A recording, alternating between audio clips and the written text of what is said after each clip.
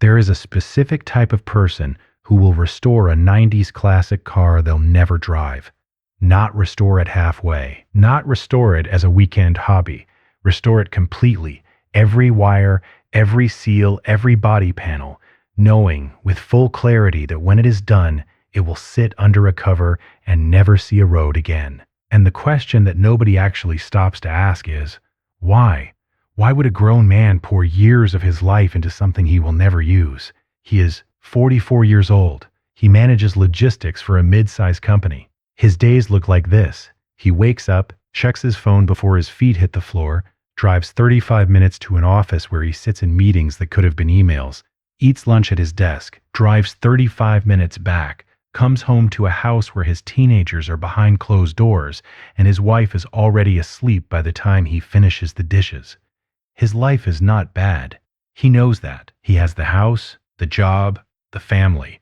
But at the end of the day, he cannot point to a single thing he made with his hands. Not one. And somewhere around 9 p.m., when the house goes quiet, he walks into the garage, pulls the cover off a 1993 car he bought for $2,200 from a listing in Tennessee, and gets to work. Most people look at this and think they already understand it. Midlife crisis, they say. He is avoiding something. He will get bored eventually. The car will sit there forever half finished, and one day end up sold for parts. But that reading misses everything, because what looks like avoidance from the outside is something completely different when you are standing inside it. And to understand what is actually happening in that garage, you have to go back exactly 30 years to a very specific moment in American car culture that shaped an entire generation of boys who are now men in their 40s standing in garages at night. It was the early 90s. Japanese performance cars were arriving on American streets that looked like nothing Detroit had ever produced. The Supra, the RX-7, the Skyline that was not even legally supposed to be here but showed up anyway because people found a way. These were not transportation. They were proof that someone, somewhere, cared enough to build something extraordinary. He was 13 or 14 years old. He had a poster on his bedroom wall. Not because someone told him to put it there, but because the first time he saw one of these cars on the street, something in him went completely still. He started spending his lunch money on car magazines, Road and Track, Motor Trend. He did not fully understand every spec he was reading, but he understood that it mattered. His father, a man of very few words, once stood next to him at a car meet and watched a clean RX-7 roll past and said, almost to himself, "Now that is something." 2 seconds. That was the whole conversation. But he heard it. He filed it away in a place he did not know he had. Then Fast and Furious came out, and suddenly the language he had been speaking privately was everywhere. Car meets on Saturday mornings. The smell of exhaust on cold concrete. Modified Civics and Supras, and people who understood without explanation why these machines mattered. For a few years in the late 90s and early 2000s, it felt like this culture was permanent, like it would just keep growing. It did not.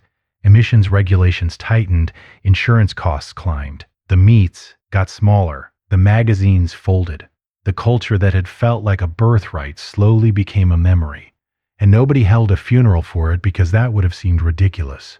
So people just moved on, got jobs, got married, stored the memory somewhere quiet, and got on with it.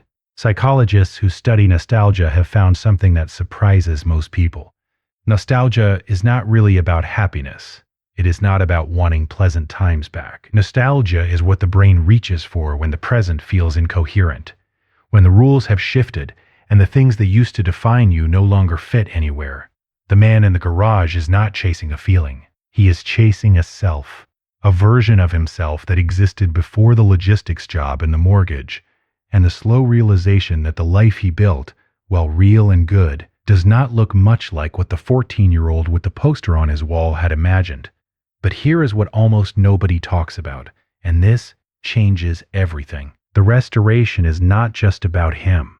Every time he sets a torque spec correctly, every time he sources the exact right part instead of a close enough substitute, every time he chooses to do something the hard way, because the hard way is the right way, He is doing it exactly how his father would have done it.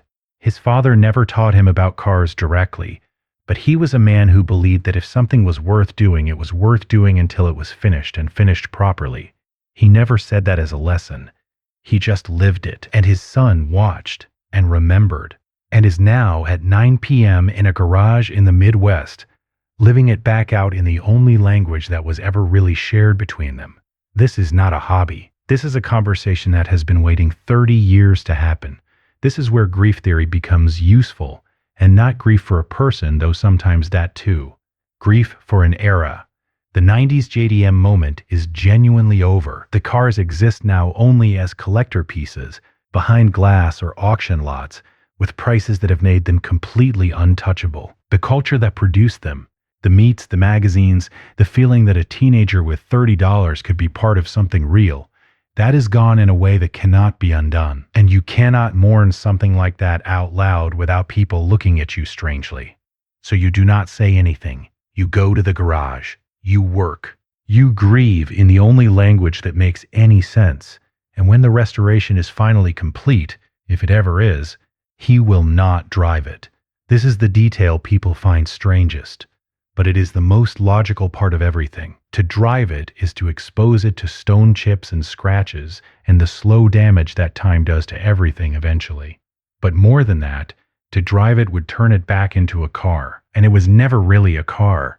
It was a 14-year-old kid making good on a promise he did not know he was making. It was a son finishing work in the way his father taught him, not through words, but through showing up night after night in a cold garage, because some things deserve to be finished properly. The 90s are gone. That era of Japanese performance cars and Saturday morning meets and $30 car magazines and fathers standing quietly at fences watching something beautiful roll past. That world closed. But in one garage, under one cover, it did not get crushed. It did not get forgotten. It got restored because one man decided that it was worth finishing. And that is not a midlife crisis. That is the most human thing there is. If this made you think of someone, a father, a friend, yourself at 14, share it with them. And if you have a car sitting in your garage right now, half finished, waiting, drop it in the comments. I want to know what it is.